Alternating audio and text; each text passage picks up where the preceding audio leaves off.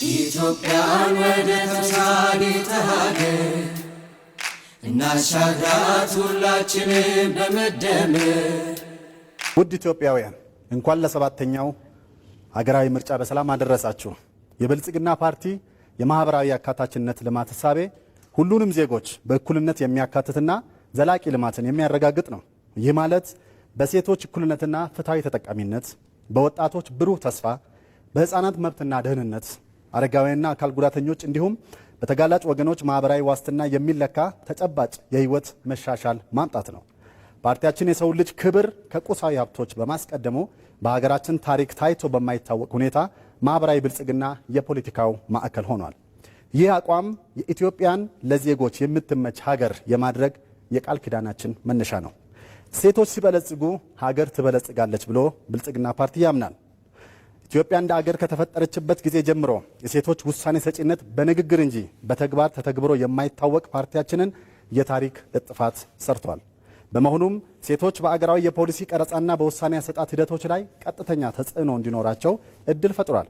ይህም ስኬት የሴቶችን አቅምና ብቃት ማረጋገጥ ብቻ ሳይሆን ሀገራዊ የብልጽግና ጉዟችን በሁለት እግሩ እንዲቆምና ፖሊሲዎቻችንም የሴቶችን ተጠቃሚነት ያረጋገጠ እንዲሆን አድርገናል።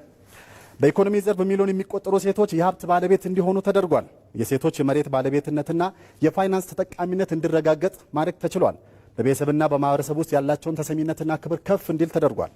በጤናው መስክ ሴቶች በልማት ህብረት ተደራጅተው እንዲንቀሳቀሱ የንቅናቄ ስራዎችን በመስራት የስነ ተዋልዶ ጤና አገልግሎት በማሻሻል በሺዎች የሚቆጠሩ እናቶችን ህይወት መታደግ ተችሏል። የሴቶች ትምህርት ተሳትፎ ምጣኔ በቅድመ አንደኛ በመጀመሪያና በሁለተኛ ደረጃ ከወንዶች እኩል እንዲሆን አድርገናል። በከፍተኛ ትምህርት ደረጃ የሴቶች ተሳትፎ እንዲጨምር እና የማለፍ ምጣኔ እንዲሻሻል እየተሰራ ይገኛል።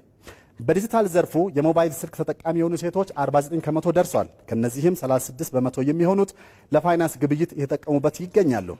የወጣቶችን የመደራጀት መብት ማክበርና ተሳትፏቸውን ማጎልበት የፖለቲካ ሪፎርሙ ዋነኛ አካል ተደርጎ የሚወሰድ በመሆኑ እስከ 50% የሚሆን ወጣቶች በአመራር ሰጪነት ቦታ ላይ መምጣታቸው ብልጽግና ታሪክ የሰራበት ነው።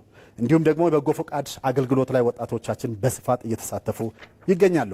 የማህበራዊ ጥበቃ ፖሊሲ በመተግበራችን ለውስብስብ ችግሮች ተጋላጭ የሆኑ የማህበረሰብ ክፍሎች ልዩ ትኩረት በማግኘት ላይ ናቸው። በተፈጥሮና በሰው ሰራሽ አደጋዎች ምክንያት ሰለባ የሆኑ ዜጎች ወደ ቀደመ ኖሯቸው መመለስ የሚያስችል ድጋፍ ማድረግ ተችሏል።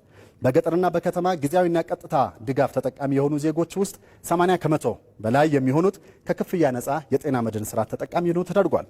ፓርቲያችን ብልጽግና ከመሪዎቹ ውስጥ አንዱ ሰው ተኮር በመሆኑ ለሀገርና ለወገን የደከሙ ነገር ግን ተገቢውን ድጋፍና እንክብካቤ ያላገኙ አረጋውያን የሚደገፉባቸውና የሚጦሩባቸው ማዕከላትን በማደራጀት ዘላቂ ድጋፍ እንዲያገኙ አድርጓል።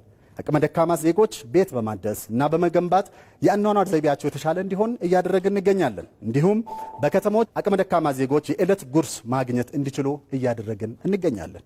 በበዓላትና በተለያዩ ጊዜያት አቅመ ደካሞችን ማዕድ የማጋራትና በዓላትን ከነሱ ጋር የማሳለፍ ስራ ባህል እየሆነ መጥቷል። ስለሆነም የህዝባችን የመረዳዳትና የመደጋገፍ ባህል ተቋማዊ አሰራር ስርዓት እስኪሆን ድረስ አጠናክረን የምንቀጥል ይሆናል። ፓርቲያችን ብልጽግና ለአካል ጉዳተኞች ሰብአዊ መብት ለማስከበርና በኢኮኖሚ ውስጥ ተሳታፊ ለማድረግ የተለያዩ አዋጆችና መመሪያዎችን ያወጣ ሲሆን በተቋም ደረጃ ለአካል ጉዳተኞች የስራ ቅጥር ለፈጸሙ ተቋማት ከ60 በመቶ በላይ የታክስ ወይም የግብር ቅነሳ ማበረታቻ መስጠት ስራ ሰርቷል። አካል ጉዳተኞች የአቅርቦትና የአገልግሎት ፍላጎት ያለ ውጣ ወረድ እንዲያገኙ የመንግስትም ሆነ የግል ህንፃዎችና ተቋማት ግንባታዎች አካል ጉዳተኞችን ታሳቢ ያደረገ እንዲሆን የህንፃ አዋጅ ላይ የህግ ማዕቀፍ እንዲካተት ከማድረግ ባሻገር የሚሰሩ መሰረተ ልማቶች አካል ጉዳተኞችን ታሳቢ ተደርጎ ተተግብሯል። ማህበረሰባችን አካል ጉዳተኞችም በውል የሚገነዘቡት ስራ ነው። በከተማና በገጠር የተሰሩ የኮሪደር ልማት ስራዎቻችን አካል ጉዳተኞችን ታሳቢ አድርገን በመስራታችን በሚገባ ተጠቃሚ እንዲሆኑ ተደርጓል። በውሳኔ ሰጪነት ላይ ፓርቲያችንም በጉባኤው፣ በምክር ቤቶቹ፣ በእጩ ዝግጅት ላይ አካል ጉዳተኞች በበቂ ሁኔታ እንዲሳተፉ አድርገዋል። በአጠቃላይ የሴቶችን ተሳትፎና ተጠቃሚነት፣ የአረጋውያን የአካል ጉዳተኞች መብትና ደህንነት እንዲሁም ለተጋላጭ ወገኖች የህግ ድጋፍ አገልግሎትን በማስፋት ማንም ወደ ኋላ የማይቀርበት ከሁሉም ለሁሉም በሁሉም የሆነችን ኢትዮጵያ ለመስራት በቁርጠኝነት ተነስተናል። ብልጽግና ፓርቲን ይምረጡ። የምርጫ ምልክታችን የስንዴ ነዶ ነው። የስንዴ ነዶ የአንድነታችን፣ የትብብራችን፣ የመደመራችን ምልክት ነው። ብልጽግና ፓርቲ በውጤት የተፈተነ ነው። ባለፉት ዓመታት በርካታ ስራዎችን በዚህ ዘርፍ ሰርቷል። የምታውቁት ፓርቲ ድምፅ ነው። ይሄ ኢትዮጵያን ወደ ተምሳሌት ሀገር የሚያሸጋግር ፓርቲ ነው። ብልጽግና ፓርቲ እንደ ቃሉ ተግቶ የሚሰራ ነው። ብልጽግናን ይምረጡ።